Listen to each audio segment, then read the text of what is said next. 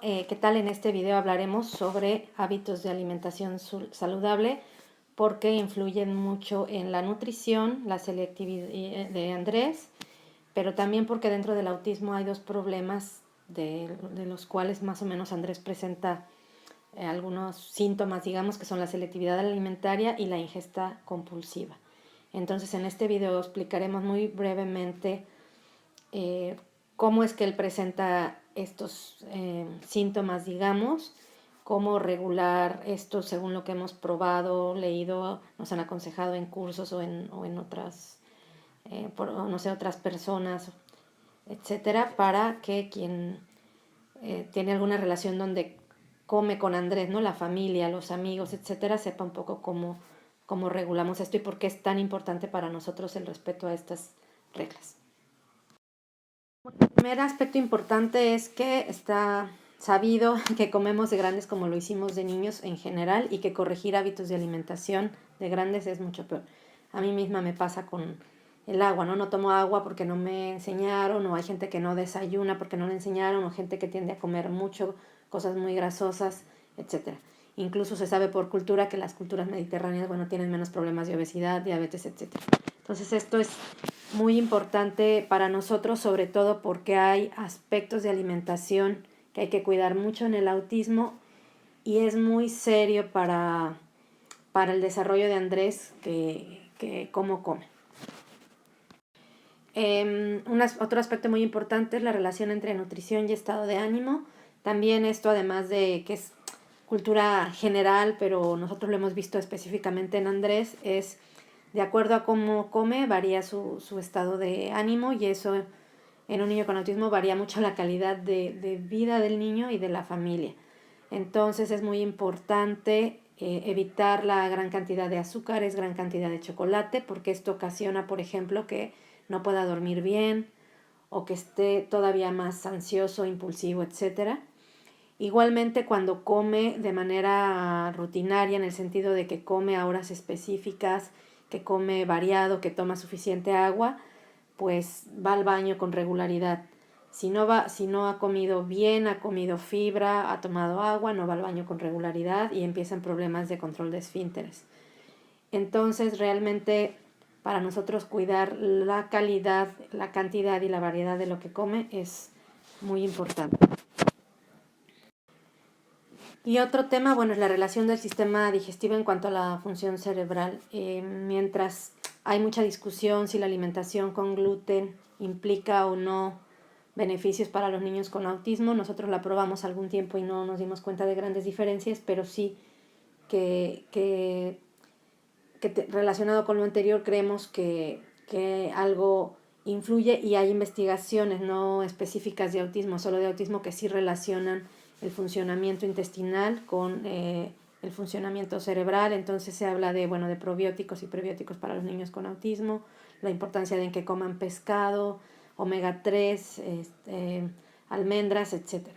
Entonces la idea sí sería buscar una nutrición que favorezca, además del estado anímico y de la nutrición per se que requiere Andrés para desarrollarse, pues que sea apta para ayude a su función cerebral y no al contrario que la estorbe. Finalmente, hay que prevenir las alergias. Las alergias son más fáciles de adquirir cuando hay familiares que las tienen, y en este caso, del lado materno, Andrés tiene más probabilidades de las alergias respiratorias, y del lado paterno de las alergias alimentarias, según nos dijo el alergólogo. Bueno, esto influye. Y por tanto, el abuso de algunos alimentos puede facilitar adquirir una alergia alimentaria que luego se transfiera a otra. Así que también esto es otro de los motivos por los que hay que prevenir y cuidar mucho la alimentación. Andrés tiene algunos problemas de selectividad alimentaria, no tan graves como es el caso de otros niños con autismo, pero sí que deben cuidarse precisamente para que no se hagan mayores y para que al contrario se reduzca esta selectividad alimentaria cada vez más. Ese sería el objetivo, ¿no? Reducir la selectividad alimentaria y aumentar los alimentos que está dispuesto a probar y que le gustan.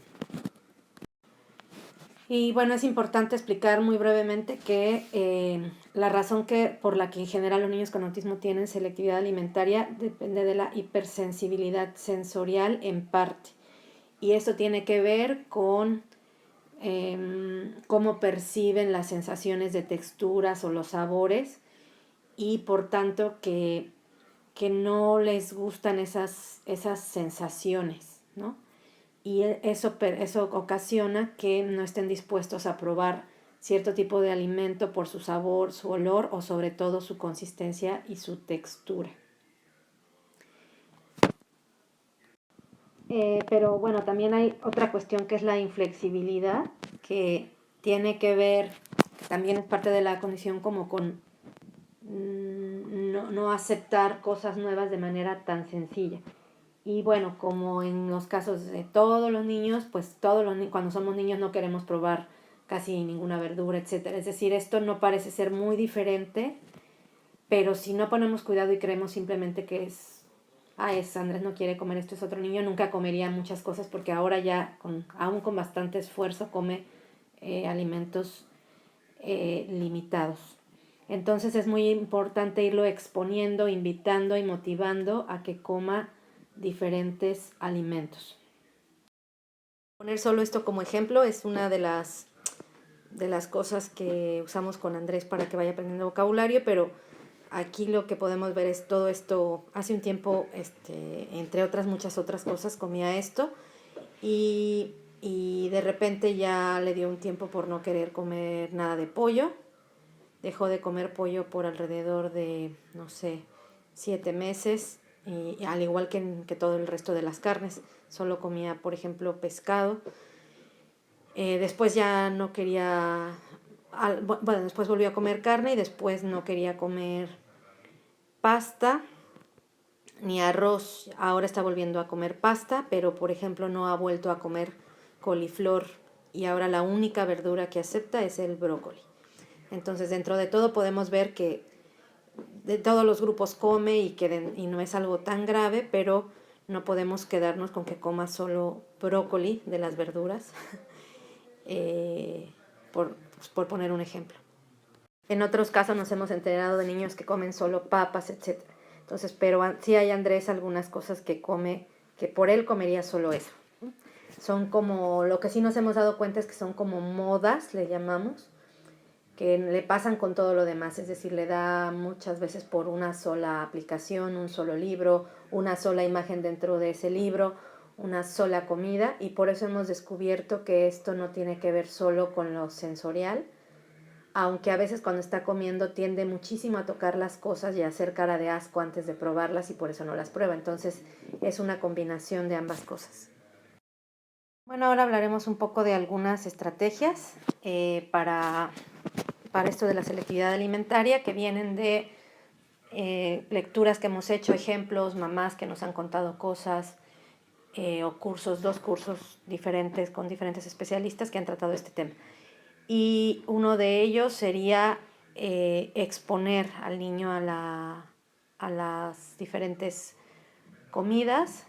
Nosotros con Andrés nos hemos dado cuenta que si esperamos, dejamos ahí, pero no dejamos de mostrar el alimento, de que lo vea una vez, 2, 3 veces, 4, y lo ve constantemente, ya va viendo que puede interesarle, o a veces de manera sorpresiva, instantáneamente, toma algo, ¿no? Así fue con las cerezas. Pero porque realmente ni siquiera físicamente las habíamos estado viendo, sino que las había visto en un libro, le interesaron, sabía cómo se llamaban antes de comerlas y las comió, ¿no? Entonces, esto nos prueba que el estar familiarizado con algo le ayuda a hacerlo. Otra de las cosas que viene en un curso de autismo diario es que usaban los alimentos como juguete, ¿no?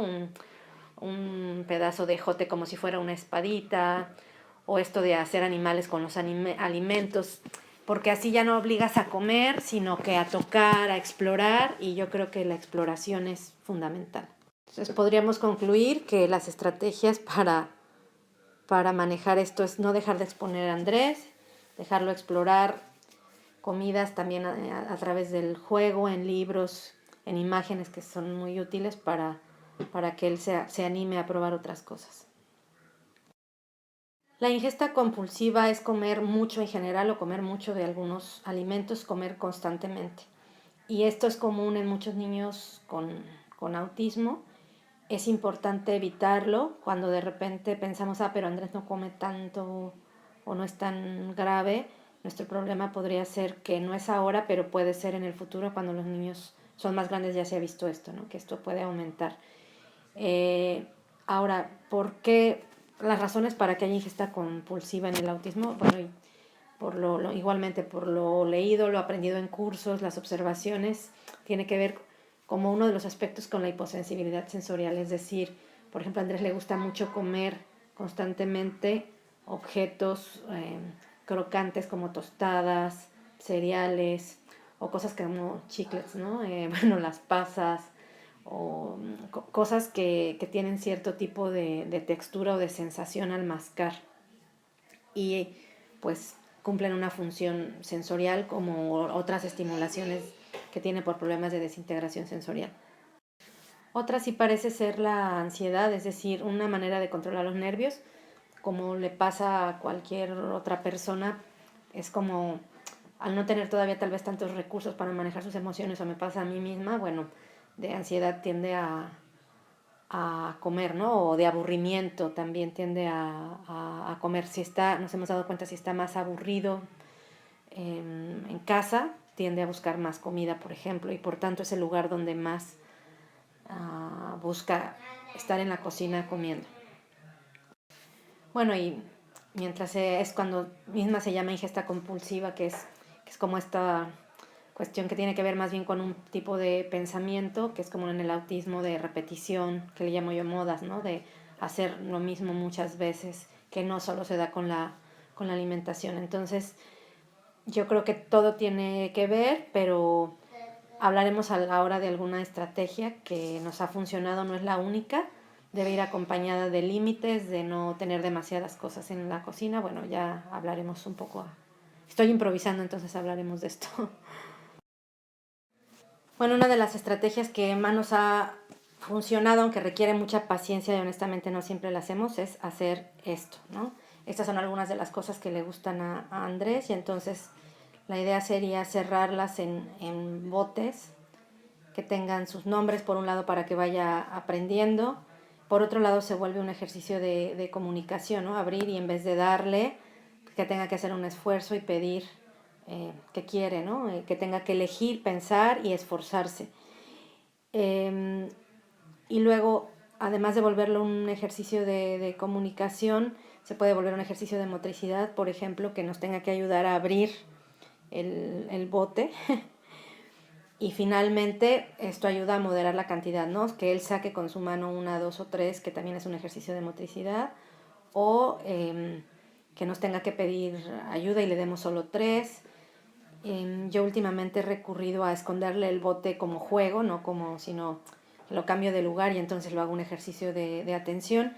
Y con todo esto, la cantidad de pasas que tal vez come en un periodo determinado, pues reduce, se vuelve como una cosa ocupacional, un juego. A veces está leyendo un libro y entonces se olvida un rato y luego ya me vuelve a pedir pasas, pero como no es una prohibición, no es un no comas, ya no es esta insistencia, sino que es más bien dosificar. Por otro lado, otra de las estrategias es que todas las comidas ofertadas sean comidas sanas, ¿no? Por ejemplo, aquí en vez de tener la granola junta, que sería, eso divides, ¿no? Las pasas, la avena, los arándanos, el coco, y entonces vas dando y al final a lo mejor no fue tanta comida. Esta es no es la única, pero bueno, es una de las estrategias. Otras seguramente son la disciplina en la alimentación, los horarios y otras cosas de las que ya hablamos. En esta última diapositiva se ofrecen algunas estrategias. Si quieres verlas, dale pausa y muchas gracias por ver este video.